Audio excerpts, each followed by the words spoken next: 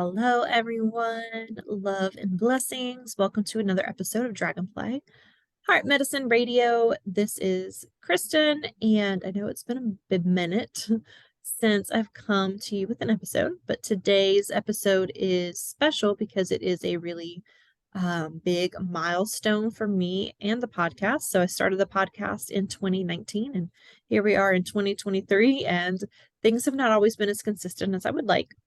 However, this is the 30th episode, so the 30th episode of the podcast. So I'm pretty excited, and hopefully we'll be continuing to bring you episodes more consistently and into the future as well. And so I'm going to let our guest go ahead and introduce herself today. We've been Facebook friends for a little while, and she agreed to come on the podcast. So I'm going to let her go ahead and introduce herself, and we'll get into our interview. So. Hi, I'm Evi Omsgurl, and I'm living in the Dominican Republic with my dogs and husband. We moved here a year and a half ago, so we left Canada as expats. We did not want to stay there, and our house burned down. So it's kind of a long story, but really it just pushed us to, have the courage to leave because there was nothing sort of left, and I actually wanted to leave a year before. And so, I'm, doing this business model, which, we may get into, that really gives me the freedom to be able to do so. And also to be able to share more of my nutrition background. And I do some coaching and stuff like that. And really just, honing in on how to serve in these sort of ways, and also just balancing with enjoying my life and sometimes going introvert and just learning a lot. I'm always loving to learn, and I'm always loving to share and serve.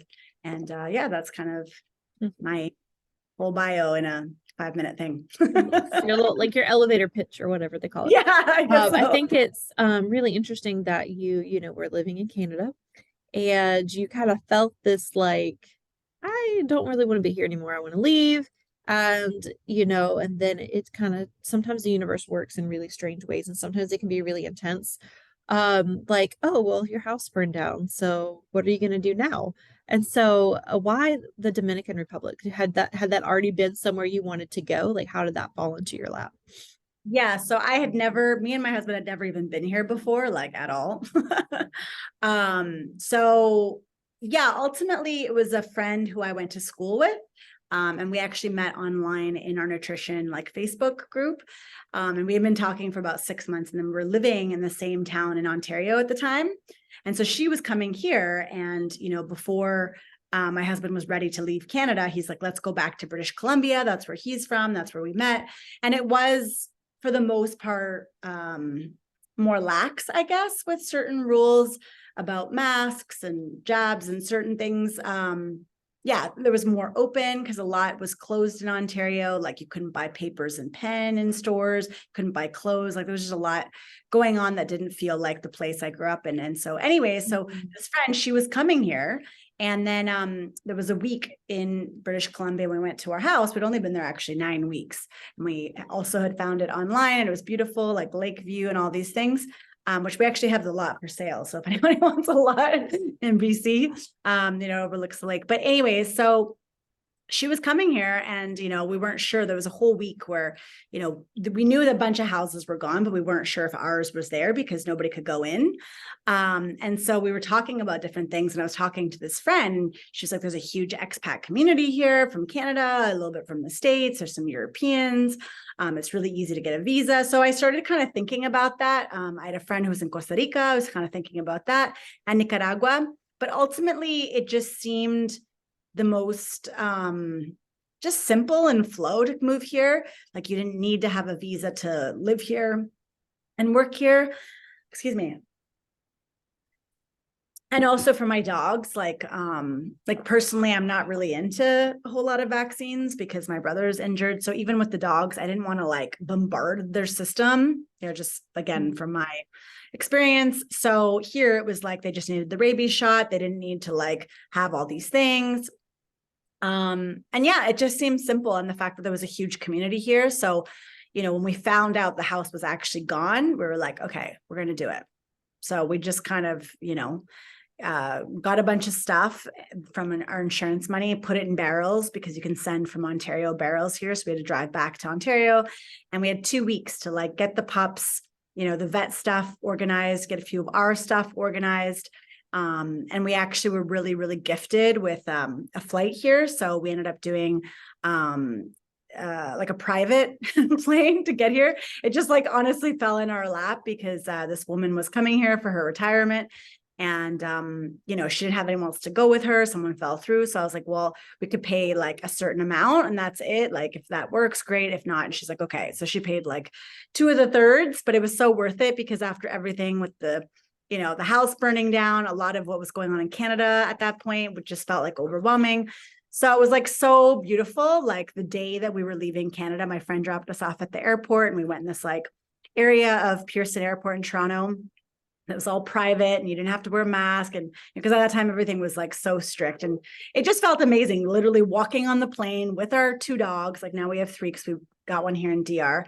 And yeah, we didn't have to have proof of anything because already it had started in Ontario. You had to have proof of, vaccination. And so it just felt like we had our choice in everything and it was just freedom. And yeah, it was amazing. There was champagne on the plane. Like that part was a dream come true, but it's like, we really had to kind of, get through these hurdles and just surrender a lot in that time. And just, yeah, but it was amazing.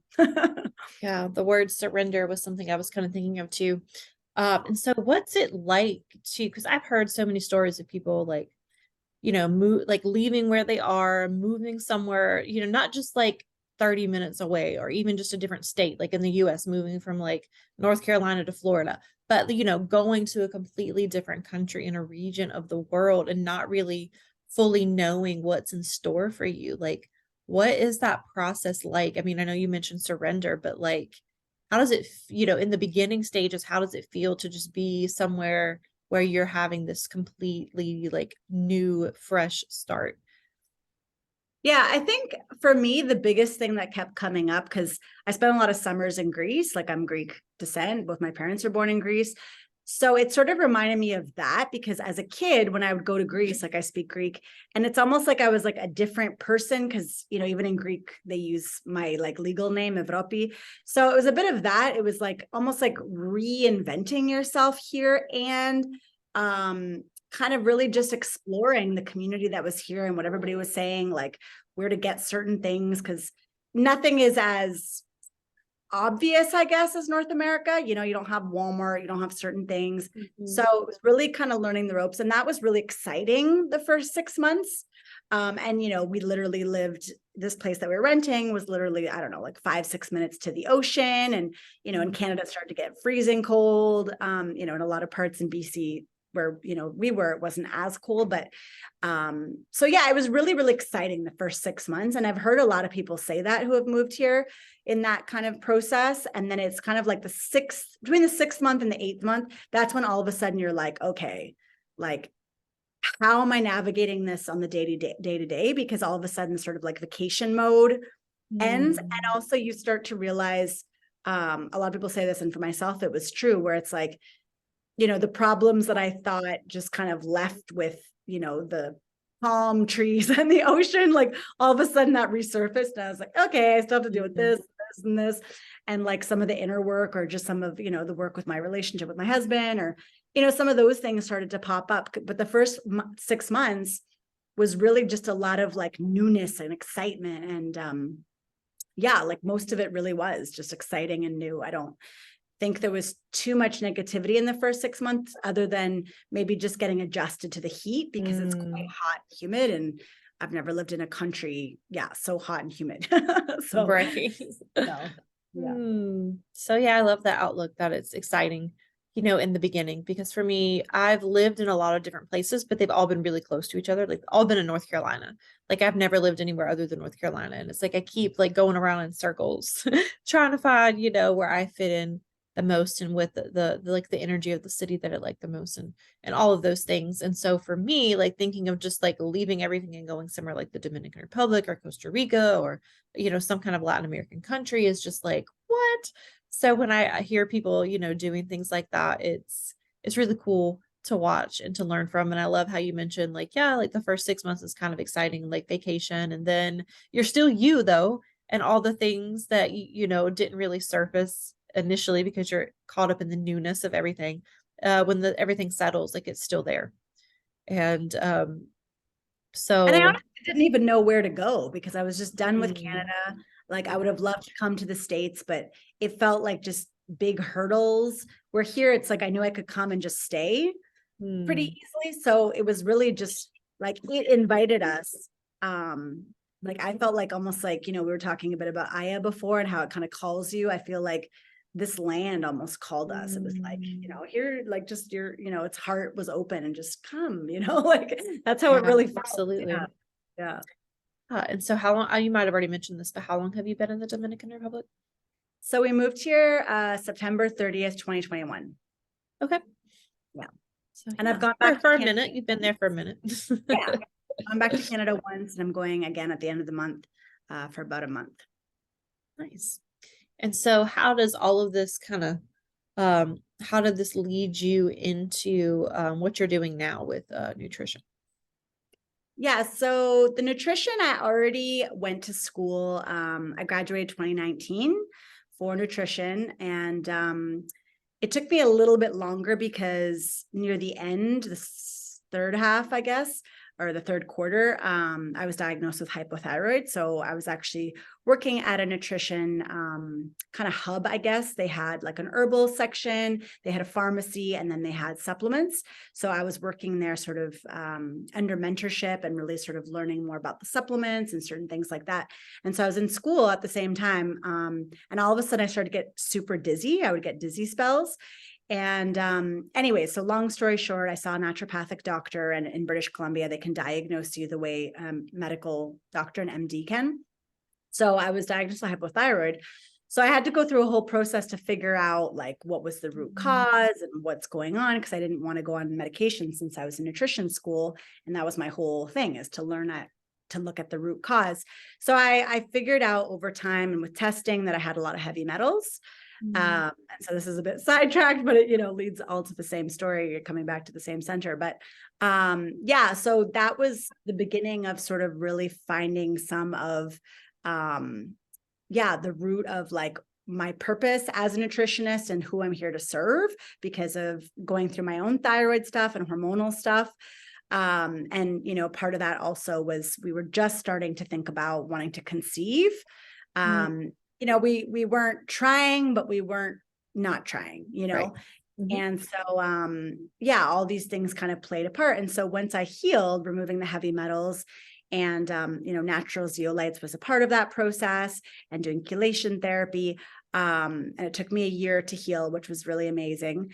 I thought, okay, we're going to get pregnant. And then, like a lot was going on with COVID and all these things.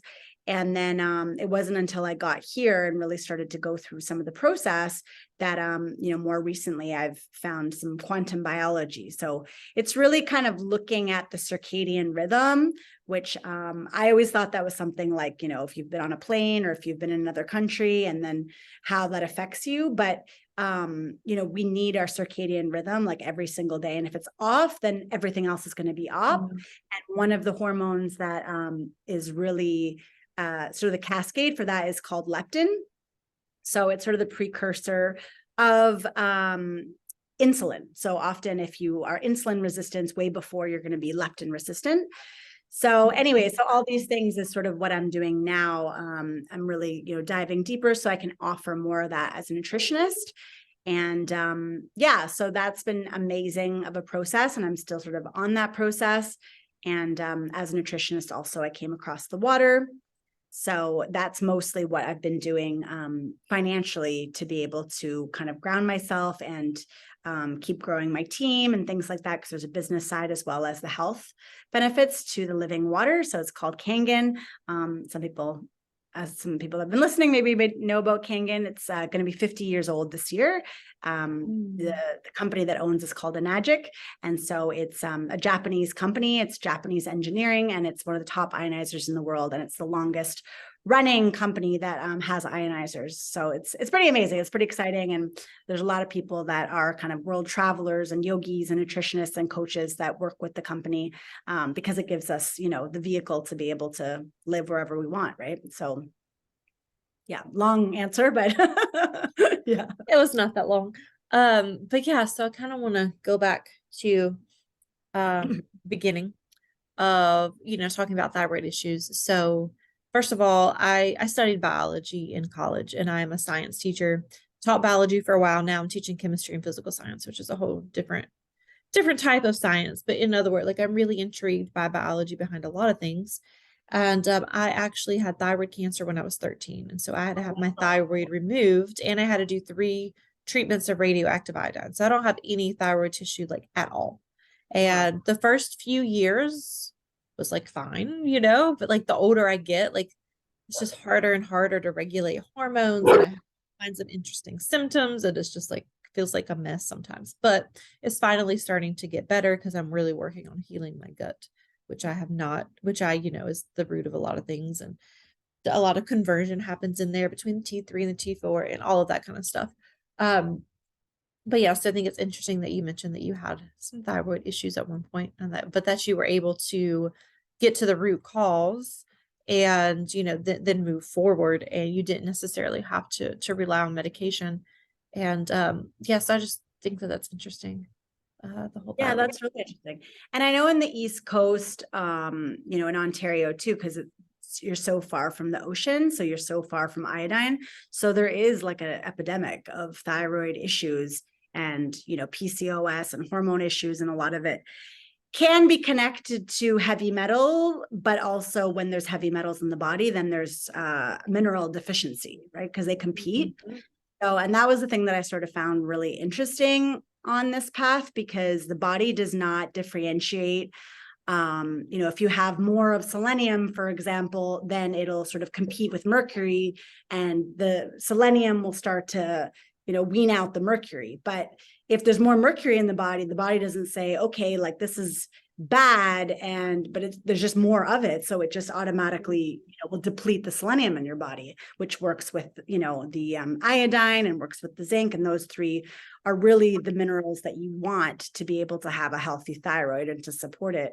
I don't know enough about the allopathic path with thyroid. I know that I could have gone on thyroid medication, and maybe I should have, I don't know, but because there was a lot of exhaustion. Like for you, what was your experience like in your physical body? How did you?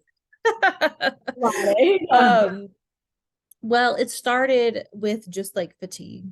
And Right. I just thought it was because I was in middle school and no longer in elementary school. I had a lot more homework. I was doing taekwondo, dance, taking piano lessons. And I was just like, I just can't do this anymore. Like, I'll just do dance. That's my favorite. But I remember I would come home and I would like fall asleep watching TV for 2 or 3 hours, like would not even feel like it had been that long. And then I'm like, oh, I still got to get my homework done and eat dinner and shower and all of that. And then I had some, it had started to spread to my lymph nodes. So that's how we found it, is literally overnight, just like this lymph nodes. I mean, it was like the size of like a golf ball or something. And Wow. so it took a little bit of things. So my sister actually had just gotten her adenoids taken out. Because she had horrible allergies and we had a checkup with her. So my mom's like, oh, well, I'll just bring you and we'll just ask the doctor, like, is this something, that looks concerning or what do you think it is? And like the doctor's face, like immediately she was like, you could tell she was trying not to like freak me out, but she was like, something is not right. Like that is not normal. And she said that my thigh, my neck just looked like abnormal. Like there was just like, it looked inflamed. It looked like enlarged. And we're like, it looks normal. So my mom took out my school pictures. And from like 5th grade to where I was now in 8th grade, like you could see, like, yeah, it definitely looked like it was like some, like the, Yeah. had a tumor or something in there. And so it was really interesting. So I ended up like having to have surgery since it had spread to my lymph nodes. And then, but there was some that they couldn't get to without making another incision during surgery. So that's why I did the radioactive iodine to get rid of everything else. And, I still, go see my endocrinologist at least once a year, get blood work done, get tests, get ultrasounds, all of that. And, everything's been fine. But yeah, the fatigue and it's been difficult to deal with. So yeah, and I've also had several psychotic episodes when my TSH gets too high. So that's a whole nother level of things, and it's just been a really interesting journey. But I think in finally really focusing on gut health, like I have noticed like a really big difference the past couple months, and just like Yeah. really support doing what I can to support my body instead of just assuming that like it's just going to have to be, a certain way forever. Just Yeah, because I don't have a thyroid doesn't mean my life has to like be miserable, So for sure. And the circadian stuff can also help a lot too. So Sarah Klein is my mentor. So she's on Instagram and she posts a lot of Mm, stuff, but it's some simple stuff like so I've been kind of on this path with her since late December. And so one of a couple of the easy things to do is really like getting up with the sunrise. So you want to like which is really actually, hard because I'm a teacher and I have to get up before the sun gets up most days. yeah. So you can So, wear blue blocker glasses so you can mhm. protect your um, eyes, because when you're automatically getting artificial blue light into your eyes, your circadian rhythm's just going to get off. And that's a big part of what happens. So it depletes our mitochondria, because basically we want to like gather electrons. But if we're constantly losing electrons, then that's what's also going to be creating exhaustion in the body, because your mitochondria is trying to overcompensate. So even though like, things may still be sensitive, um, you know, for lack of a better word, in the thyroid, it's like the mitochondria is still like the energy. And it's like, that's what creates the ATP. That's what creates the water in the body, the structured water. So anyways, yeah, like it's something you could possibly look at, but it definitely is. If you have anything going on in the body, I would, yeah, circadian is like where I'd always start, especially with hormone stuff, because there's simple things to do to just tweak a few things that can really just, gather more electrons to be able to have more energy in the body. Because ultimately that's what you want, is you want more electrons. And yeah, like the sun is demonized, but it's like, you need the sun, you need it Oh, through I your, love sun. yeah. When like it has been so cloudy and rainy here in North Carolina, like it's been horrible, but yesterday and today the sun has been out and I've just like been outside as much as possible. Oh, that's awesome. That's awesome. Because and I don't, I usually like, I don't wear sunscreen often. And when I do, I make sure it's, the most natural kind possible. And Amazing. just, being careful with not staying out too long that I get sunburned, but knowing that like sweet spot of being in the sun just enough and getting, Totally. good base tan, all that kind of stuff. But yeah, so yeah, and circadian rhythms are really interesting too. Like I've been looking into that a lot the past like year or so. And it's just there's so many the body is really complicated yet really simple all at the same time. Totally. Totally. And everything's working together all the time. And that is Yes. also something I've been focusing on, is not just, gut health, but also, making sure to get higher quality water and drinking enough water because yeah, it's like water is so important. And most of the water that we drink, it just feel like I was trying to explain it to my boyfriend because the other day or like a while ago, I'm like, I don't know what it is, but it just seems like most of the water we drink just feels dead. Like it feels like there is no life in it. And my body is like, what is this? And my body just like doesn't even want it. Like, it's like, oh, what is this? That's what happens a lot of times when people switch to the Kangen, because it's living structured water. And it's like all of a sudden, even people that, have special needs or whatever. So it's like they're more aware of how things feel. And it's like, even my brother, like he's, vaccine injured, autistic. And so when he drinks the water, it's like he's excited to drink it because it like feels good in his body, and his body knows, it's almost like when someone's blind, their sense of sound is amplified. I feel like, for some special needs, it's, certain feelings that are sort of amplified. And yeah, that's one of the biggest things, because it feels like more slippery, and it just feels more hydrating. Like your body kind of knows automatically, and your digestion works a lot better too, because the lymphatic system is working a lot better. But yeah, spring water can be an amazing thing. My husband's just getting Yeah. home. Oh, you're good. Sometimes spring Yeah. water in plastic jugs that have been sitting there for a long time. So you just want to be aware of that, because, that adds to the toxic load, and that does not help the endocrine system. And Oh, yeah. One of so my friends has like a fresh spring in their, like on their land. And one time they had brought some it was a ceremony weekend and they had brought some water to share. And I remember like taking a sip, and especially since I was already really sensitive because I had been fasting and I had been doing medicine work, I remember as soon as I took a sip of that water, I was like, it just tasted more wet. Like that's the only way I could describe it. It tasted wetter. It had like a more of like a thickness and a viscosity to it. And my body just wanted to like drink the whole thing. But it was his water. So I didn't want to steal all his water. And I was just like, this is amazing. Like I couldn't stop talking about the water. Yeah. But it's so important. Because So yeah, water in our explain. body is naturally structured, right? So when you give it Yeah. structured water, which spring water is, it's like the body's like, okay, like I'm at home, and like you said, it feels more wet and just, it feels really good, right? Yeah. And so if you could go into a little bit more of that and explain, why this type of water is different and how it supports the body and like what kind of healing can take place with this type of water. Yeah, so it has more of a negative charge. So the spent ions are positive. So the spent ions in the body basically are the toxins. Anything that's not minerals and alive is going to be the positive spent charge. So you really want more of those negative charges in the body to be able to repel and remove the spent positive ions. So it's almost like a magnet that really like attaches and lets the toxins out a lot easier. And so that's where I was saying the digestive system, the lymphatic system, all of that's going to be working a lot more, and you're going to be hydrating a lot more. Also because so it's also known as electrolyzed reduced water. So basically, if you are drinking water that's sort of tap water, it's almost like throwing a tennis ball at like a mesh thing, and it's like not able to kind of penetrate or get through. Whereas the molecular structure is actually smaller. So it's able to actually get into the cells and into the mitochondria.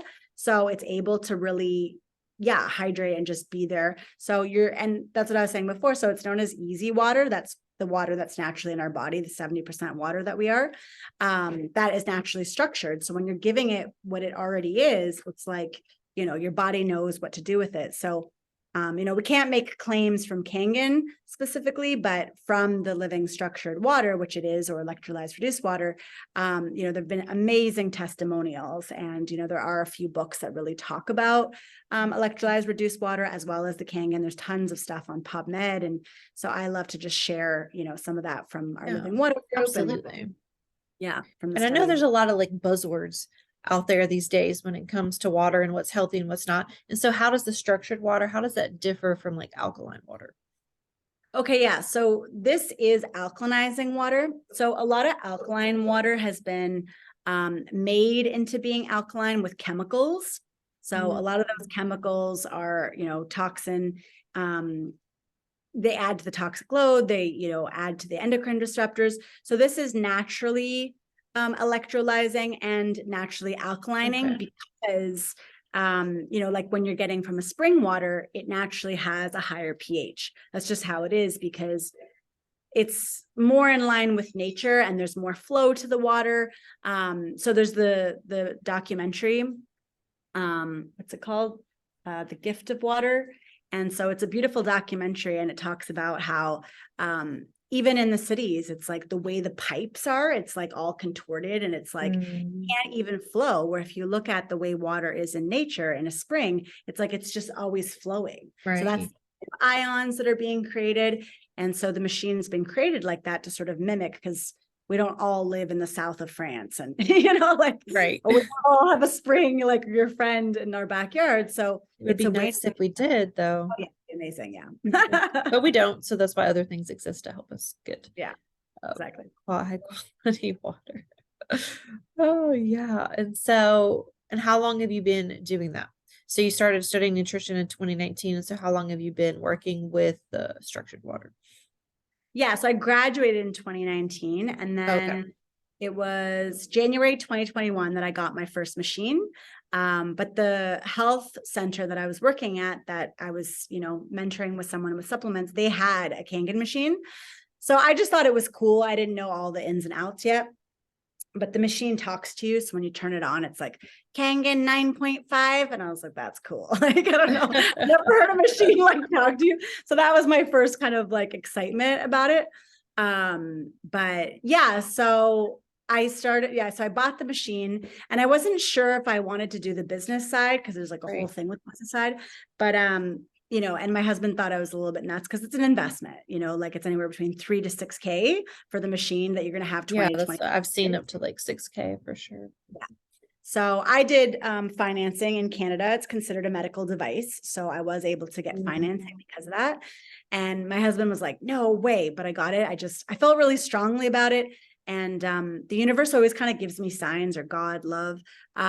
So yeah, like there was a week and a half that like all these people kept coming at me with water, and just like everywhere I would go, I would just kept hearing like water, water, water. So I just took it as a sign, because I've sort of had that before. Like when I've moved to Montreal for university, it was the same thing. Like I didn't know where to go, and the universe, God, love was like, Montreal, Montreal, Montreal. I'm like, okay, I got it. So I applied to Montreal. And it was same with like when I visited Hawaii for the first time. And I don't know, like I just get these signs. So it was the same thing with the podcast I was telling you about before. But anyways, so yeah, so it took me about 4 months to just really experience the water and really see the effects. So you start at 8.5 because your body's not used to having that much alkalinizing. And my system got flushed out in the first couple weeks a lot. My husband didn't have it as bad. Some people, it's like they're fine at 8.5. Then once they go to 9, that's when they start flushing out. Just depends on, each person's system. And I started noticing a lot in my skin. Like generally I have pretty good skin. I think it's, being Greek descent, like a lot of the Greek olive oil, that's kind of what I say. But yeah, I really noticed, because I used to have a lot like under my eyes, which in Chinese medicine, they say it's your kidneys. And it was just very like sallow and almost darker. And that was the first thing I noticed after about 2-3 weeks. Was it just was like, I felt like I looked younger because like more hydration. So that's what got me more excited to want to work with it on the nutrition level and also with the business side. And yeah, I'm glad I did, because by the time we came here in September, I had a vehicle to be able to, do more of with both.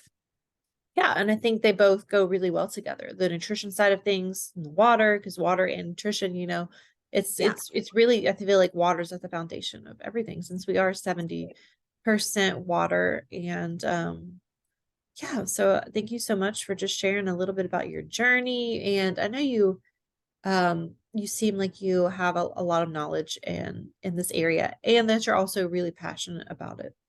And so yeah, so anything else you want to talk about when it comes to the water, the business side of things, or how, people can work with you? Yeah, for sure. They can check out my website. So eviomsgurl.com. So I have my coaching there, and I'll be sharing more. My podcast is there, as well as interviews that I've done, and, my blog. I feel like my biggest kind of message and part of why I'm here to serve is really just to kind of, I feel like I've gone through like just layers of, hell in some ways, in certain,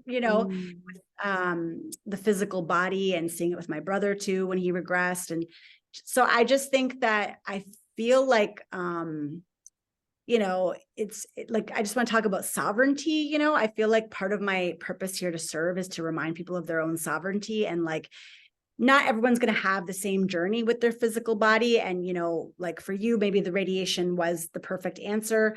And, like, I just think that there are always answers, and there's always a medicine. And it doesn't always look the same for everybody. So I would just encourage people to not be afraid to sort of, do their own research and look at other avenues, but don't always take sort of, people's advice is gospel, right? And I feel like we've seen a bit more of that, with some of the COVID stuff. But anyways, I just feel like that's a big, big thing, is like, yeah, just that we can have the reins of our own body and in this physical reality. And, some of what we go through is kind of guiding us to be able to, learn things that we need to. So sometimes that's also part of the medicine, is like, sometimes it's like, why is this happening to me? But sometimes it's actually happening. So you're guided to see certain things that you wouldn't have seen otherwise. And yeah. Absolutely. I feel like for me, I've been learning how to blend, all the different types of things Western medicine, a little Eastern medicine, just, I do have to take some pharmaceuticals for certain things, but I also take a lot of supplements. And it's been really cool to do my own research and feel like I can take my health back into my own hands.